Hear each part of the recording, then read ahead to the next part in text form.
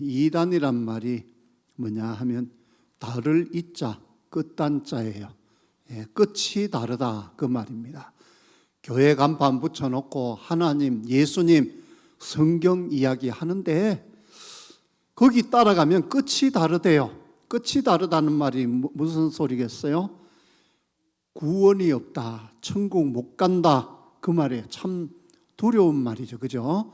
그래서 교회에서 이단을 경계하고 또 이단에 대해서 가르칩니다.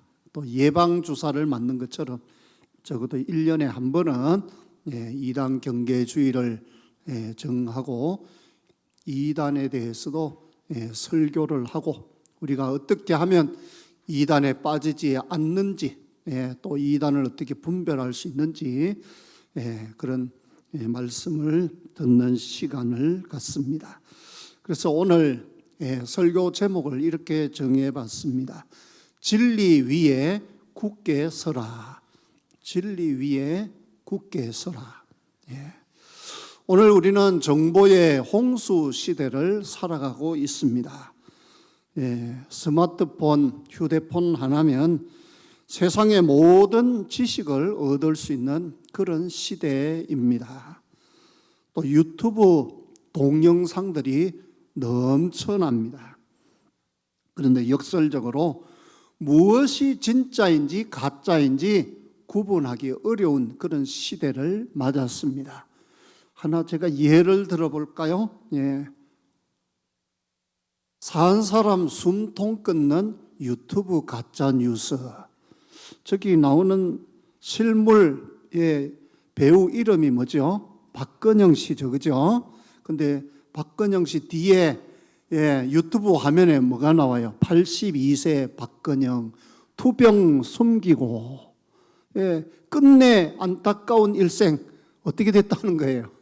죽었다는 거예요. 멀쩡하게 살아있는 사람을 저렇게 죽은 사람으로 만들 수도 있는 그런 가짜 뉴스가 성행하고 있어요. 저것뿐만 아니고요. 우리가 유튜브에 나오는 그런 정보들을 100%다 믿으면 안 돼요. 가짜 뉴스처럼 가짜 정보도 많아요.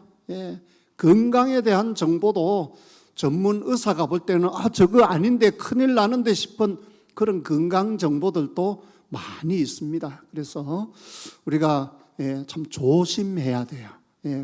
꼭 이단뿐만 아니라 유튜브나 이런 영상을 통해서 정보를 접할 때에 너무 그거 신뢰하면 안 돼요. 심지어는 요즘 의사라고 하면서 자막에 무슨 전문의 해서 나오면서 얘기하는데 진짜 사람인 줄 알았는데 나중에 보니까 밝혀지기를 AI래요. AI가 만들어낸 가상인물이에요.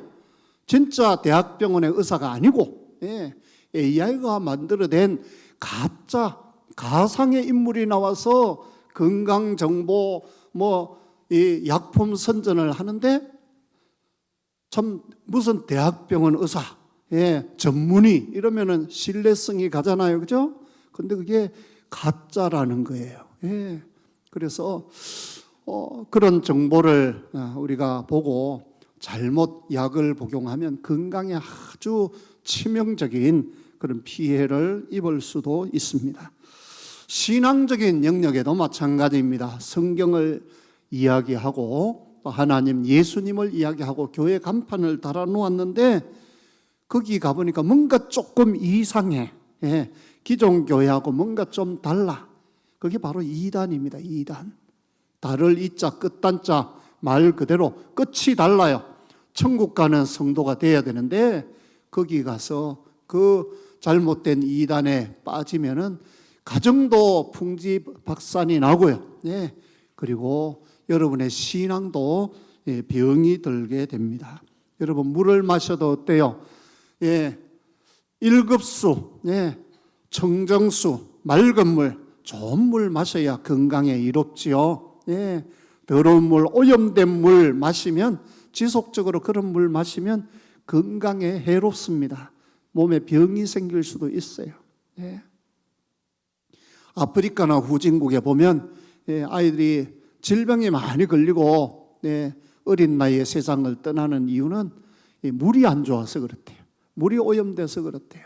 그래서 아프리카의 우물 파주기 운동해서 우리가 모금을 해서 성금을 내면 그것을 모아서 마을에 우물을 파고 깨끗한 물, 저 지하 깊숙이에서 나오는 맑은 물을 마실 수 있도록 해주는 것이 그들에게 건강을 선물해주고 정말 무엇보다도 값진 선물이 될 수 있습니다. 영적으로도 마찬가지입니다. 좋은 교회를 통해, 건전한 교회를 통해서 건강한 신앙생활을 해야 합니다. 여러분이 부산에 있을 때는 우리 세계비전교회에 출석하겠지만은 혹시 멀리 이사를 가시게 되면 교회를 정해야 되잖아요. 그죠? 거기 가서도 계속 교회 출석을 하고 신앙생활 하셔야 되는데 아무 데나 가면 안 돼요. 교회를 잘 정하셔야 돼요. 그래서 가서 좀 이렇게 설교도 들어보고 분위기도 파악하고 또 어느 교단에 속한 교회인지 물어보시고 또 그래도 잘 모르면 저에게 물어보세요. 그럼 제가 또 그 지역에 있는 분들, 목사님들 통해서 알아볼 수도 있어요. 건전한 교회인지 아니면 이상한 교회 이단인지 잘 분별을 해야 됩니다.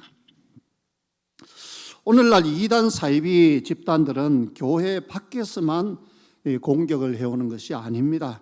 때로는 가장 가까운 사람의 소개를 통해서 가장 가까운 사람이 또 성경을 잘 가르쳐 주겠다는 친절한 목소리로 우리에게 다가옵니다. 제가 앞서 있던 교회에서도 집사님 부부가 신천지 이단에 빠졌어요. 그래서 제가 구역장 보고를 들으니까 벌써 한 5번 정도 갔대요. 5번 정도 교육을 받았대요. 근데 거기 갔다는 사실을 인정을 안 하고 딱 잡아 뗀대요. 그래서 신방을 갔어요. 가서 집사님 요새 주일날 교회도 안 나오시고 그래서 무슨 일이 있습니까? 하니까 별일 없어요 그래요.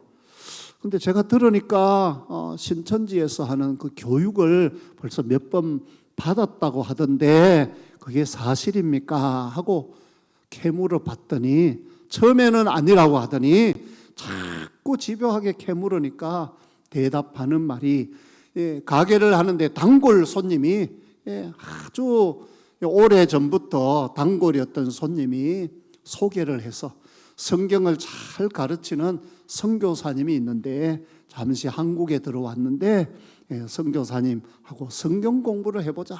그래서 단골이라서 차마 거절을 못해서 한 번 가고 2번 가고 그렇게 간 게 벌써 한 4-5번 된대요.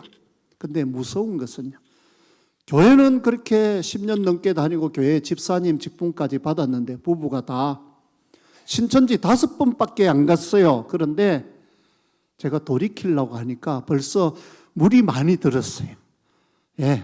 거기서 배운 게 맞는 것 같대요. 그리고 교회 안 오고 거기 가겠대요. 그래서 결국은 우리 설득을 하고 거기는 이단이다, 거기 가면 죽는다 하고 막 협박을 하고 그래도 안 통하더라고요. 결국 신천지로 가버렸어요. 그때 제가 깨달은 것은 1번, 2번 갔을 때 빨리 빼와야지 4번, 5번만 가도 늦게 되는 경우도 있겠구나. 큰일 나는구나. 빨리 초창기에 잡아야 되겠구나 하는 그런 생각을 해보았습니다.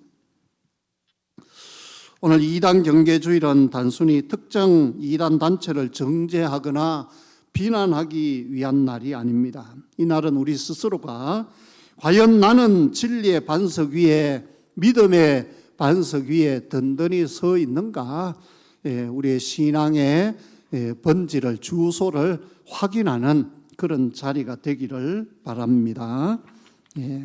첫 번째로 오늘 말씀해 보면 영적 어린 아이의 상태를 벗어나라 그랬습니다.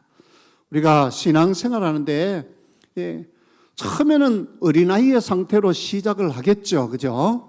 초신자, 처음 새가족일 때는. 그러나 우리 믿음이 점점 자라나야 돼. 성숙해야 돼. 그죠? 믿음의 어른이 돼야 돼. 여기에 왜 14절에 이는 우리가 이제부터 어린아이가 되지 아니하여, 왜 어린아이가 되지 말라고 했을까요? 여기서 말하는 어린아이는 단순한 미숙함을 의미하는 것이 아니라 신앙적으로 선택의 주도권이 외부에 있는 상태를 말합니다. 어린아이들이 뭐 결정을 할 때 자기 혼자 결정 못하죠, 그죠? 부모님이 결정하는 대로 따라가죠. 그런 것처럼 이단에 빠지면 내가 성경 말씀을 따라서 선택을 하는 것이 아니라 이단의 가르침을 따라서 외부에 가르치는 대로 그냥 그렇게 따라갑니다.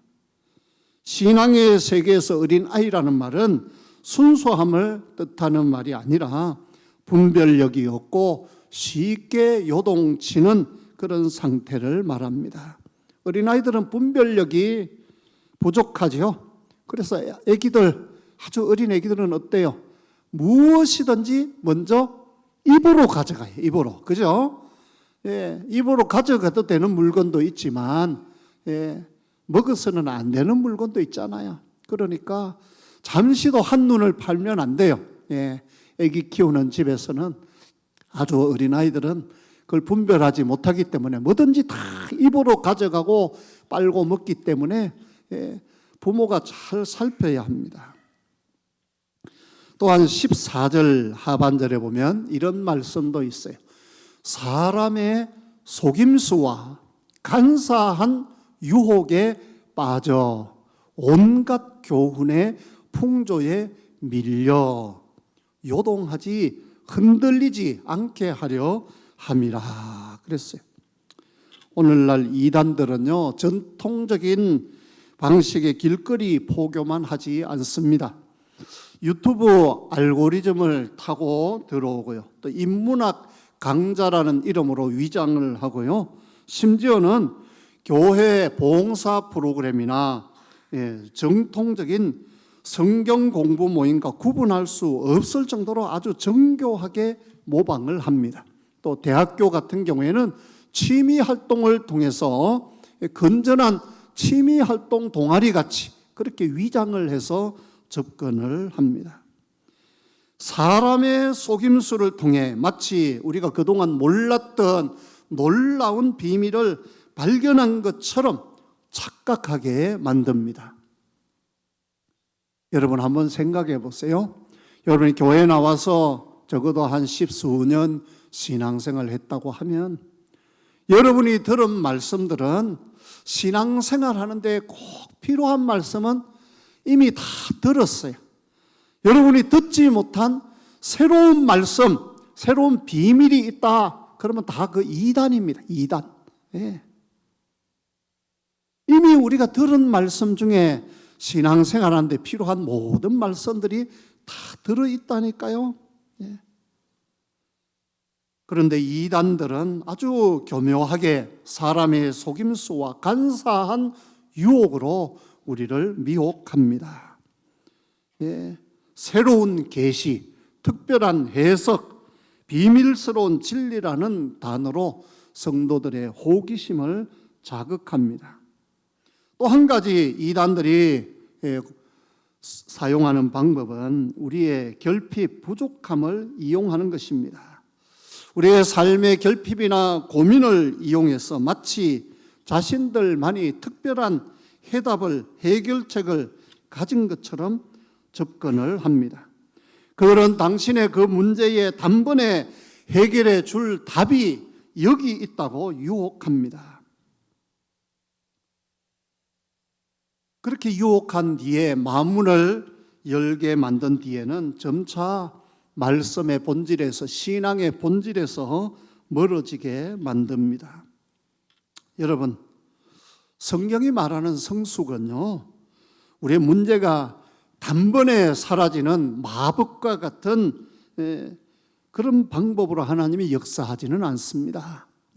물론 그럴 수도 있지만 대부분의 경우에 문제 한가운데에서도 하나님을 믿고 의지하고 기도하고 인내하고 기다리는 중에 하나님과 동행하며 인격적으로 빚어져 가는 그런 과정을 거칩니다.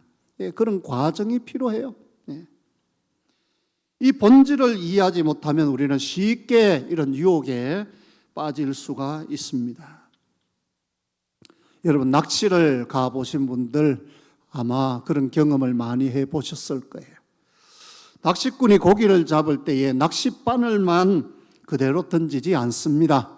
그 끝에다가 미끼를 낍니다. 낚시 바늘이 보이지 않도록 기술적으로 미끼를 잘 끼워서 마치 미끼가 살아 움직이는 것처럼 그것이 맛있는 먹잇감인 것처럼 보이도록 그렇게 낚시를 던집니다. 물고기는 미끼를 보고 달려들지만 그 속에는 치명적인 낚싯바늘이 숨겨져 있습니다. 미끼를 무는 순간 횟감이 되든지 매운탕감이 되는 거예요. 그죠? 이단들의 접근도 똑같습니다. 신천지는 성경을 아주 쉽게 가르쳐 준다는 미끼를 던집니다. 또 하나님의 교회는 세상 끝날의 징조에 대해서 알려주겠다. 또 가족 간의 사랑이라는 그런 감성적인 미끼를 던집니다. 또 하나님 아버지만 있는 게 아니고 하나님 어머니도 있다 하고 아주 뻔뻔하게 엉터리 교리를 가지고 유혹을 합니다. 처음부터 우리 교주를 믿으세요. 그렇게 나오지 않습니다. 한창 들어가다 보면 거기에 빠지고 나면 그 뒤에는 인간 교주가 있습니다. 여러분이 고민하는 삶의 문제에 공감해주고 외로움을 달래주고 친절하게 성경 공부를 도와주겠다는 미끼를 던집니다. 하지만 그 친절함의 끝에는 여러분의 신앙을 파괴하고 공동체에서 고립시키는 치명적인 낚싯바늘이 숨겨져 있다는 사실을 반드시 기억해야 합니다. 자, 그렇다면 우리는 어떻게 이단으로부터 우리 자신과 공동체를, 교회 공동체를 지킬 수 있을까요? 크게 두 번째, 이단을 경계하고 견고한 성벽을 세우라입니다. 어떻게 이단을 경계하고 견고한 성벽을 세울까요? 첫 번째는 말씀 위에 뿌리를 내려야 합니다. 이단들의 특징은요, 성경을 자기들이 원하는 교리를 증명하기 위해서 아주 교묘하게 인용을 합니다. 그걸 쉽게 말해서 성경 짜집기라고 합니다. 원래 그런 뜻이 아닌데 그냥 끼워 맞추는 것입니다. 성경을 잘 모르는 사람이 들으면 보면 참 기가 막힙니다. 어떻게 이렇게 성경 구절이 착착 들어맞는지.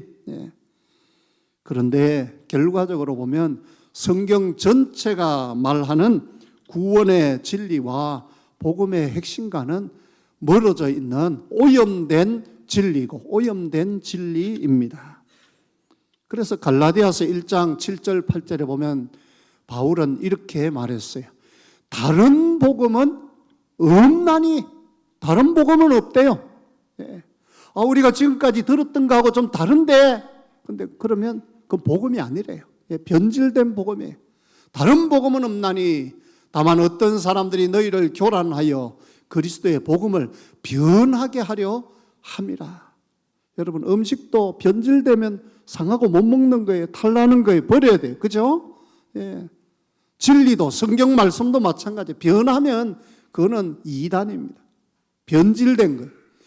8절, 그러나 우리나 혹은 하늘로부터 온 천사라도 우리가 너희에게 전한 복음 외에 다른 복음을 전하면 뭘 받는다고요? 저주를 받을지어다. 저주를 받을지어다. 성경에서 저주라는 말은 구원과 반대되는 말이에요. 그죠? 지옥 간다는 말이에요. 구원 얻지 못한다는 말이에요. 참 두려운 말씀입니다. 어떻게 하면 이런 이단에 빠지지 않을 수 있는가? 진리의 말씀이 내 안에 풍성히 거하면 가짜가 나타날 때 즉시 알아볼 수 있습니다. 여러분, 위조 집회 들어보셨죠? 그죠? 위조 집회. 칼라 복사기로 아주 정밀하게 복사를 해서 진짜 집회같이 만들어서 유통시키는 위조 집회. 아무리 비슷해도 가짜예요. 그죠? 아무리 똑같이 만들려고 해도 가짜예요. 진짜하고 똑같을 수는 없습니다. 진짜 집회가 가지고 있는 특징들이 있어요. 근데 가짜 집회는 그 특징들이 없어요. 그냥 모양은 흉내낼 수 있어도 진짜가 가지고 있는, 진짜 집회가 가지고 있는 그 모든 특징들을 다 담을 수는 없는 것입니다.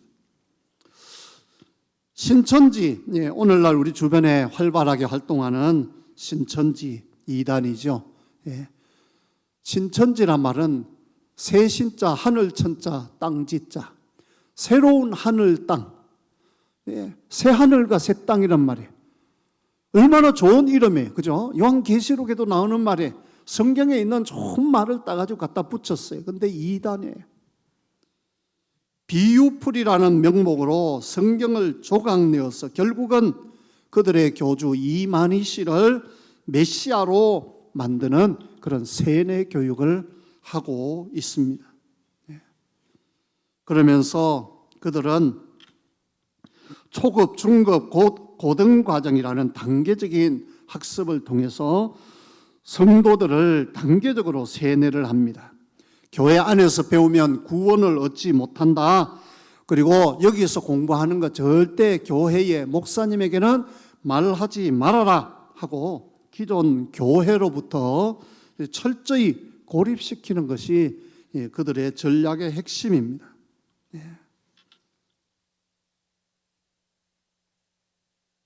또 하나님의 교회, 하나님의 교회 많이 들어보셨죠?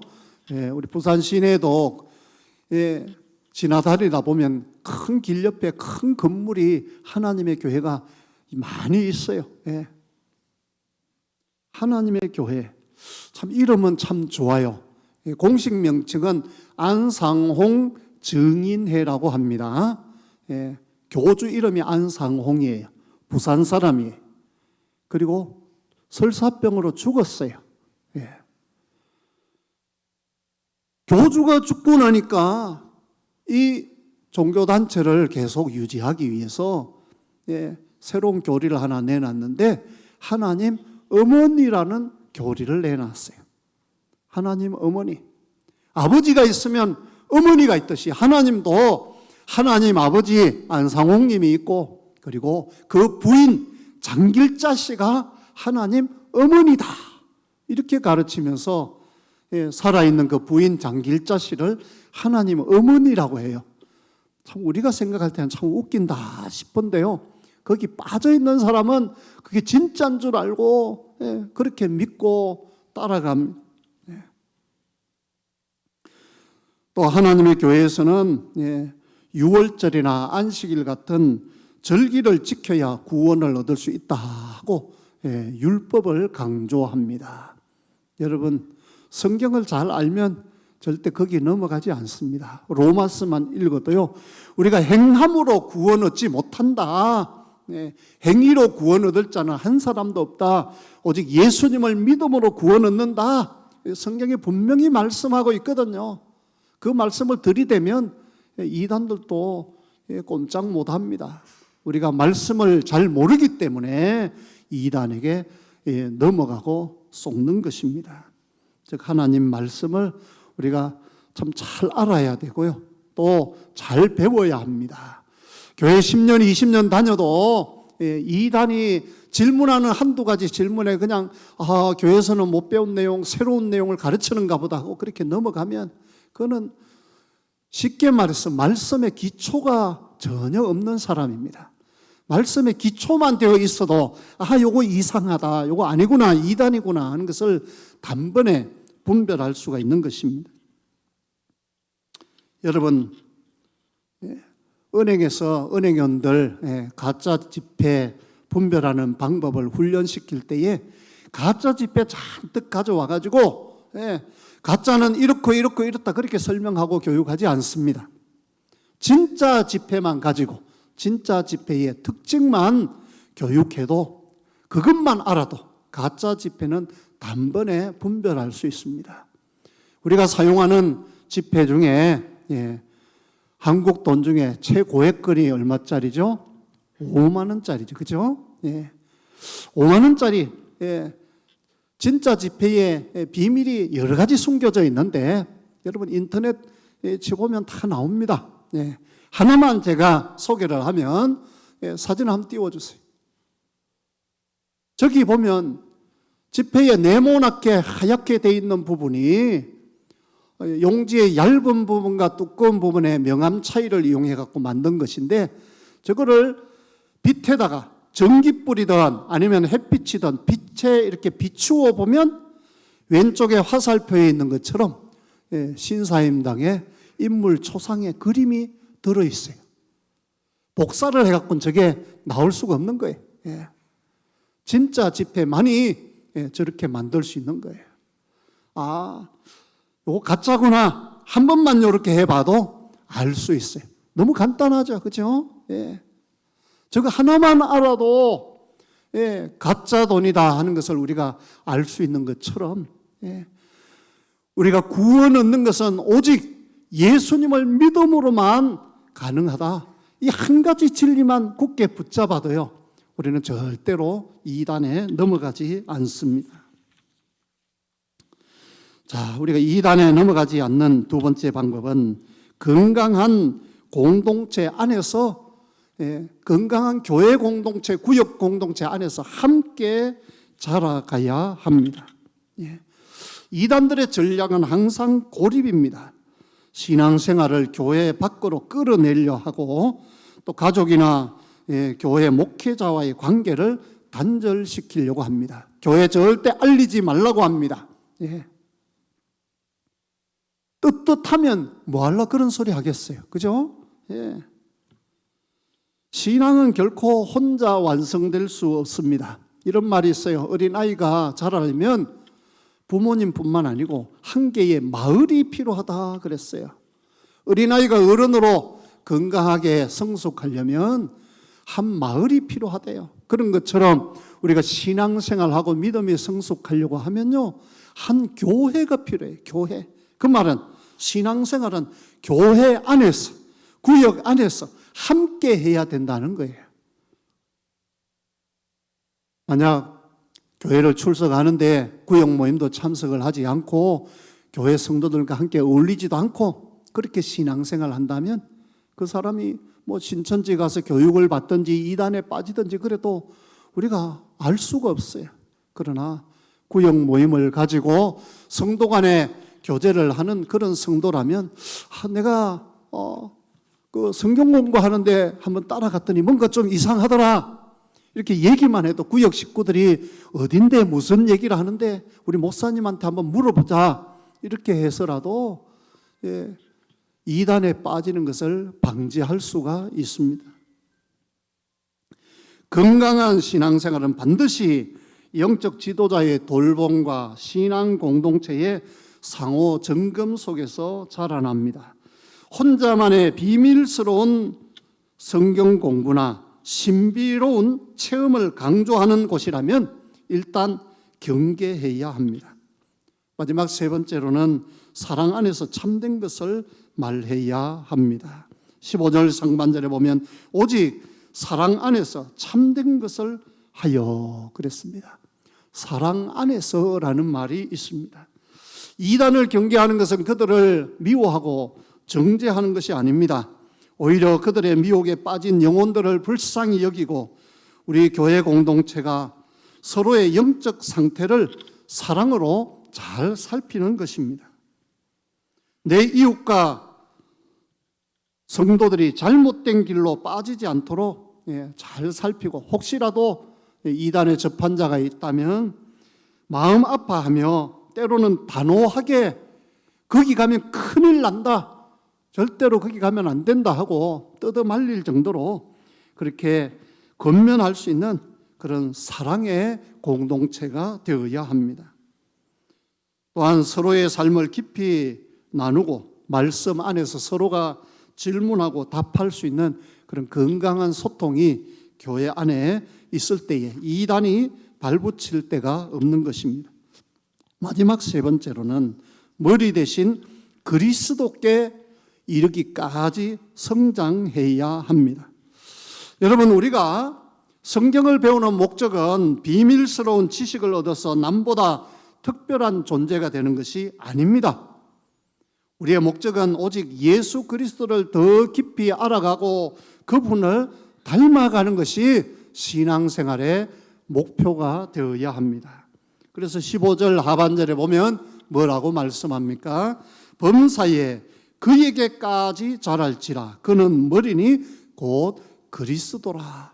예수님처럼 예수님까지 자라가라고 말씀합니다. 진정한 신앙은 매일의 삶 속에서 예수님을 닮아가는 과정입니다. 16절 말씀 봅니다. 그에게서 온몸이 각 마디를 통하여 도움을 받음으로 연결되고 결합되어 각 지체의 분량대로 역사하여 그 몸을 자라게 하며 사랑 안에서 스스로 세우느니라. 예수님을 머리로 한 교회 공동체가 함께 자라는 것입니다. 예. 나 혼자 신앙생활이 신앙이 자라는 게 아니에요. 교회가 함께 자라는 것입니다. 이단에 빠지는 사람들의 공통적인 특징 중에 하나는 예수님을 인격적으로 만나기보다는 당장 내 문제를 해결해 줄 기적이나 비밀을 쫓는다는 것입니다. 우리는 어떤 화려한 은사나 비밀 교리가 아니라 십자가의 고난과 부활의 소망을 따라 묵묵히 믿음의 길을 걸어가는 성도가 되어야 할 것입니다. 여러분, 버섯도요, 독버섯이 더 아름다워요. 여름에 장마철에 산에 가면 독버섯이 화려한 색깔로 피어 있어요. 그런데 그거 뜯어다가 먹으면 어떻게 됩니까? 큰일 납니다. 죽을 수도 있어요. 그죠? 근데 우리가 먹을 수 있는 버섯들은 어때요? 색깔이 화려합니까? 아니죠. 다 평범해요. 밋밋해요. 근데 그게 우리 건강에 좋고 안전한 버섯들입니다. 신앙생활도 마찬가지입니다. 이단 사이비들이 화려하게 보이지만 뭔가 색다른 것을 우리에게 가르쳐 주는 것처럼 보이지만 신비롭게 보이지만 그러나 그 길 따라가면 죽는 길입니다. 우리 신앙이 병들고 죽어요. 바른 신앙, 바른 믿음은 어떻게 보면 지난주에도 들었던 설교고 1년 전에도 들었던 말씀이고 내가 이미 다 알고 있는 말씀인데 그 말씀이 진리이고 그 말씀이 우리의 생명의 양식입니다. 여러분 매일 밥을 먹잖아요. 그죠? 세끼 식사를 하는데 어제 먹었던 밥 오늘 또 먹고 어제 먹었던 국 오늘도 먹고 반찬은 조금 바뀔지라도 매일 식사를 하고 밥을 먹어요. 그죠? 근데 평범하게 보이지만 그것이 내 몸의 연료가 되고 내 몸의 양식이 되고 에너지가 되는 것입니다. 영적으로도 마찬가지입니다. 집밥이 제일 좋습니다. 여기 식당 하시는 분이 있다면 좀 양해하고 들으십시오. 집밥이 어머니의 정성이 들어있고 인공 감미료 치지 않고 가장 건강하게 가장 안전하게 또 가족들의 건강을 위해서 만든 그런 식단입니다. 마찬가지로 우리 교회에서 듣는 말씀, 우리 교회에서 예배 드릴 때 하나님이 주시는 말씀, 그 말씀이 나의 양식이고 하나님이 나를 준비하신 영의 양식입니다. 말씀을 맺겠습니다. 이단 경계주일은 두려움을 조장하는 날이 아닙니다. 또 누군가를 비판하는 날도 아닙니다. 우리의 신앙을 재점검하고 우리의 삶의 머리 대신 예수 그리스도께 더욱 깊이 뿌리 내리는 날입니다.